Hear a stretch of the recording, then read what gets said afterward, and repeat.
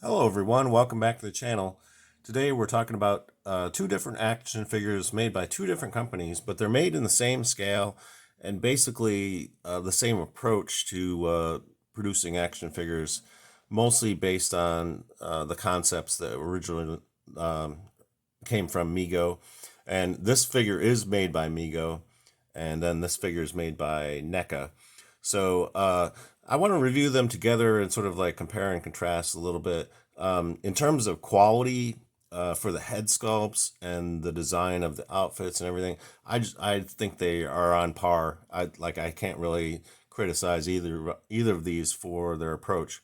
We'll talk about the Migo Jeepers Creepers figure first, and I got to say I'm looking at the head sculpt on this figure, and it just looks amazing. And all the details on the outfit, this little accessory, this little battle axe, um, it looks great. And on the back, you got another picture of the creeper, right up on Marty Abrams, and credit given to the various contributors. This is kind of thing is standard on all Mego packaging.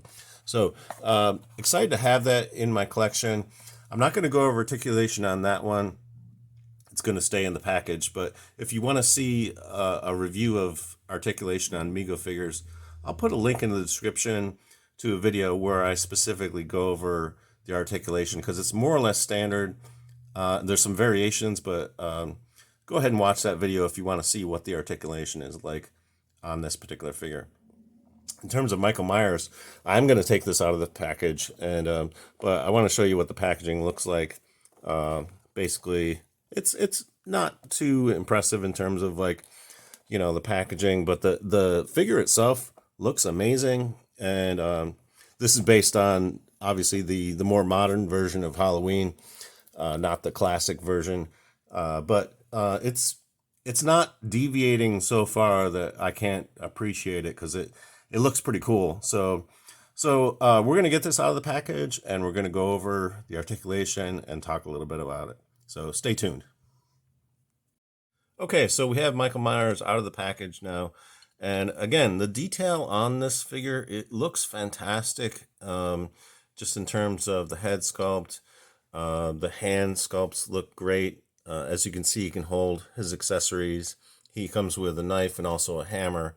Both these accessories fit just fine in this hand. This hand, on the other hand, doesn't seem to hold much of anything. So I would say one drawback here is that maybe they could have provided an extra hand just so that he could hold both of his accessories, because this one will not hold anything.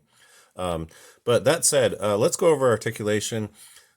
Basically at the head, like Migo, it's basically seems to be just a spin. There doesn't seem to be, I mean, there's a little bit of front and back, side to side, but like it's almost negligible. So I'd say it's essentially equivalent to Migo in terms of articulation.